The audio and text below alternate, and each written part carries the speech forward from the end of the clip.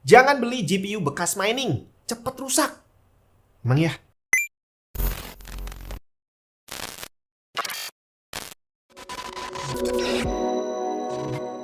Halo semua, Jun di mana? Harga Bitcoin dan teman-teman udah lumayan lama turun dan banyak orang sekarang deg-degan nungguin harga GPU yang ikutan turun. Walaupun belum terlalu banyak, tapi udah ada tanda-tanda beberapa GPU yang mulai turun harganya. Cuma permasalahannya harga Bitcoinnya kok bukannya tambah turun lagi tapi malah tambah naik. Ya udahlah, kita tungguin aja karena di video ini kita akan bahas bukan tentang harganya tapi tentang membeli GPU bekas mining yang katanya cepet rusak. Orang bilang yang paling aman beli bekas itu ya bekas gaming karena dia dipakainya nggak seberat dipakai mining. Secara logika emang benar, tapi pada prakteknya ternyata nggak melulu seperti itu. Bahkan kalau boleh saya bilang di awal nih ya, GPU bekas mining tidak selalu lebih jelek kondisinya dibandingkan bekas gaming dan begitu pula sebaliknya. Udah, videonya selesai sampai sini.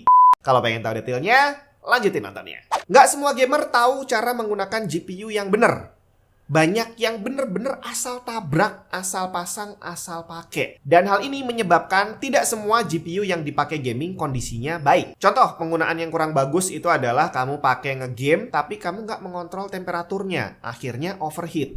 Dan overheat ini adalah salah satu penyebab utama rusaknya komponen komputer. Temperatur tinggi ini bisa banyak banget penyebabnya. Ada karena airflow-nya dari casing kurang bagus, terus temperatur ruangannya yang udah tinggi duluan, terus apalagi kebersihan dari GPU-nya yang nggak dijaga, terus kebersihan casing-nya nggak dijaga, debu nempel di mana-mana, dan sebagainya. Oh iya, satu lagi, thermal paste. Berapa orang yang perhatian sama thermal paste dan berani ganti sendiri? Terus karena nggak berani bongkar sendiri, mau bawa ke tukang servis takut bayarnya mahal, akhirnya didiemin aja. Dan itu adalah salah satu penyebab rusaknya sebuah GPU. Kemudian untuk penggunaannya sendiri, saat kamu pakai ngegame, GPU itu akan jalan di 100%. Full, semuanya 100% dan memang nggak ada alasan untuk menguranginya. Orang beli GPU mahal-mahal tujuannya adalah dapat gaming performance yang bagus gitu kan ya. Jadi ngapain kamu beli mahal, terus kamu turunin clocknya, kamu turunin voltnya, biar performance-nya turun. Nggak ada. Kalau kamu pengen performance-nya turun, kamu akan beli GPU lain yang memang kelasnya ada di bawah itu. Yang biasa dilakukan oleh gamer adalah menjalankan GPU dengan kondisi default atau malah di overclock. Bahkan ada beberapa yang melakukan overvolt untuk memaksimalkan performance. Dan walaupun overclock sendiri itu relatif aman kalau kamu melakukannya dengan cara yang benar, tapi pada prakteknya lebih banyak orang yang ngawur dibandingkan yang paham tentang overclock. Akhirnya mereka main overclock ngasal aja, temperatur nggak diperhatikan, voltase nggak diperhatikan, akhirnya GPU-nya mulai berulah, artefak rusak dan segala macam. Belum lagi, nggak semua gamer tahu tentang kondisi kelistrikan rumahnya. Listrik naik turun juga bisa menyebabkan rusaknya komponen komputer. Ditambah lagi pemilihan power supply yang nggak bagus. Dan karena power supply ini akan mensuplai paling banyak biasanya ada di GPU, maka GPU adalah salah satu yang paling rentan rusak akibat power supply yang jelek. Dan semua hal yang saya sebutin tadi itu udah umum terjadi pada gamer. Bahkan kalau boleh dibilang dari 10 orang gamer yang saya kenal, mungkin cuma 3 orang yang paham tentang bagaimana cara pakai GPU yang benar, termasuk pemilihan power supply yang bagus. 7 orang sisanya itu dari awal aja udah nawar bro, bisa nggak power supply-nya pakai yang ini aja? Nah sekarang gimana dengan GPU yang digunakan untuk mining? Secara kita tahu bahwa mining itu memanfaatkan kinerja GPU sampai 100% juga kayak gaming. Bedanya kalau mining ini dipakai 24 jam nonstop. Yang perlu kamu tahu adalah setting GPU untuk mining dan gaming itu berbeda. Kalau gaming kamu butuh semuanya dalam kondisi yang lari kencang gitu ya. Kalau dalam mining tidak selalu seperti itu. Karena menaikkan clock setinggi mungkin, menaikkan volt setinggi mungkin itu tidak berbanding lurus dengan performance dari miningnya dan berarti tidak berbanding lurus dengan penghasilan yang didapat. Nah, di sini kita perlu tahu nih buat para gamer dan kamu mungkin yang lagi hunting GPU bekas mining. Jadi kalau mining itu nggak melulu kamu overclock dapat peningkatan performance. Ada kalanya di overclock pun nggak nambah apa-apa. Sebaliknya, saat kamu turunin clocknya atau bahkan kamu turunin voltasenya, juga bisa aja tidak merubah apapun. Artinya, banyak dari miner ini yang berusaha mencari settingan serendah mungkin untuk mendapatkan hasil yang lebih optimal. Clocknya diturunin, voltasenya diturunin, biar listriknya lebih awet. Yang penting hash rate-nya tidak berkurang.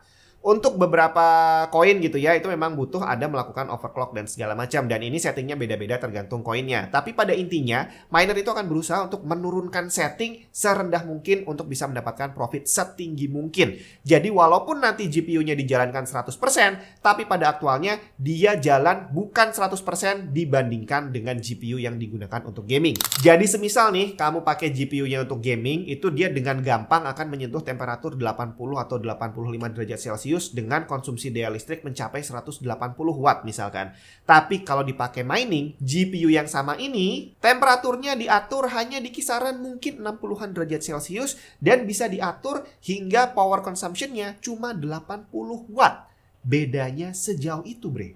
Nah, tinggal permasalahannya, apakah semua miner paham tentang hal itu? Sama halnya seperti apakah semua gamer tahu cara pakai GPU yang benar? Nah, di sini kuncinya. Gamer itu beli GPU biasanya cuma satu. Dan mereka beli karena cuma satu dan dipakai buat ngegame, ya asal beli, asal pasang, banyak yang seperti itu. Sedangkan miner, mereka beli GPU untuk cari uang. Dan mereka belinya juga bukan cuma satu. Dan dari titik awal ini aja, mentalnya udah beda banget. Gamer beli satu, ya udahlah, paling rusaknya kapan-kapan gitu ya. Sedangkan miner beli banyak dan mereka harus menjaga biar GPU-nya ini nggak cepat rusak. Duitnya udah keluar banyak, bre. Dan akhirnya kalau tadi saya bilang bahwa 3 dari 10 gamer itu paham tentang cara pakai yang benar, sisanya nggak paham sama sekali. Kalau miner kebalikannya. Boleh dibilang 7 orang paham tentang menggunakan mesin miningnya dengan benar, setting yang benar, terus ya segala macam yang berhubungan dengan itu. Dan 3 orang lainnya nggak paham karena mereka sibuk, cuma punya duit doang.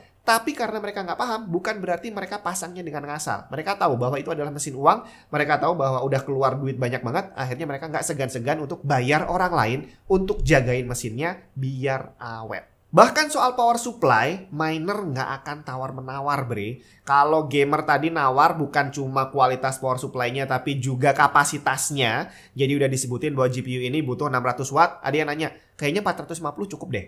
Nah, kalau miner, enggak, bre. Dia tahu bahwa mesin miningnya ini butuh watt yang gede. Makanya mereka nggak ragu-ragu untuk beli yang 1000 watt atau mungkin 1200 watt. Dan mereka juga nggak ragu untuk menggunakan power supply yang kualitasnya bagus. Minimal gold. Bahkan nggak sedikit ada yang pakai platinum dan titanium. Alasannya satu, lebih irit listrik. Selain juga karena lebih awet. Kemudian selama pemakaian juga sama. Saya sering banget dapat pasien gamer gitu ya, nganterin PC ke tempat saya, katanya error, nggak mau nyala dan segala macam. Tapi setelah saya cek, ternyata nggak ada yang rusak, hanya kotor doang. Nggak pernah dibersihin. Temperaturnya tinggi karena banyak debunya dan segala macam yang remeh-remeh seperti itulah. Kasus terakhir yang saya dapat, ada teman saya nganterin PC ke sini, nggak bisa nyala katanya. Dan begitu saya bongkar, ternyata dalamnya debunya luar biasa. Bahkan ada serangga yang nempel di motherboard dan udah gosong. Jadi nggak bisa nyalanya karena korslet. Masalah itu doang. Dan hal ini berbanding terbalik dengan miner.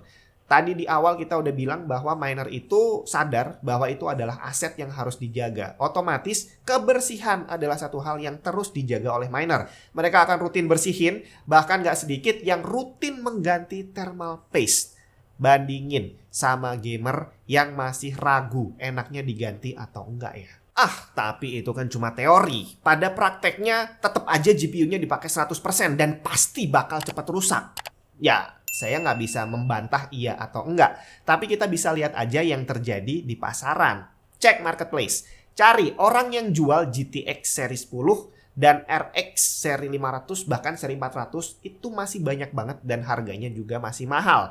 Dan GPU-GPU tadi adalah salah banyak yang paling favorit digunakan untuk mining. Dan saya yakin dari sekian banyak GPU yang beredar di pasaran itu kemungkinan besar hampir semua pernah merasakan dipakai untuk mining dalam usia mereka dipakai. Terutama buat GPU yang kamu dapat udah second duluan atau mungkin tangan ketiga, keempat, dan seterusnya. Bahkan kalau kamu ikutan join ke grup-grup miner gitu ya, iseng-iseng aja ke sana, kamu lihat gimana sih kondisi pasar GPU. Di sana juga masih banyak, bre, orang jualan GPU GTX series 10 dan RX 400 atau 500 series itu dengan label X mining dan masih terus digunakan untuk mining setelahnya. Dan hitung sendiri, udah berapa lama dari sejak GPU itu dirilis sampai sekarang masih dipakai untuk mining. Soal performance juga nggak usah ditanyain karena dengan dia masih dipakai untuk mining aja berarti performance-nya masih sama. Dan untuk gaming udah banyak yang buktiin di YouTube bahwa GPU bekas gaming ataupun mining Kalau kondisinya emang masih bagus, tidak ada perbedaan dalam gaming performance-nya. Kamu cek sendiri aja. Jadi, gimana kesimpulannya? Apakah aman kita beli GPU bekas mining atau kita harus cari yang bekas gaming aja? Dari sini saya bisa bilang, dan dari pengalaman saya pribadi, bahwa bekas mining ataupun bekas gaming itu hampir nggak ada hubungannya dengan kualitas GPU-nya. Bahkan nggak jarang saya beli GPU baru dan akhirnya harus klaim garansi di saat masih dalam masa garansi 1 tahun misalkan. Artinya GPU baru pun ada besar kemungkinan untuk dia bisa rusak. Jadi yang perlu kamu perhatikan saat beli GPU bekas adalah jangan percaya apapun klaim yang jual. Dia mau bilang bekas gaming atau bekas apapun, selalu asumsikan yang terburuk. Kalau memang menurut kamu mining itu berbahaya, selalu asumsikan bahwa GPU itu adalah bekas mining. Dan sekarang tugas kamu adalah mencari cara gimana untuk bisa ngetes dan untuk mengetahui apakah GPU itu dalam kondisi yang bagus atau enggak. Omongan seller nggak usah dipercaya. Mau bilang bekas mining gaming, abaikan aja. Bahkan dia mau bilang GPU-nya dalam kondisi bagus pun, kamu harus cuekin aja. Karena kamu nggak bisa bilang GPU itu dalam kondisi bagus sampai kamu membuktikannya sendiri. Jadi tantangannya berikutnya adalah bagaimana cara ngetes GPU bekas saat kita beli. Ini akan kita bahas di video yang terpisah.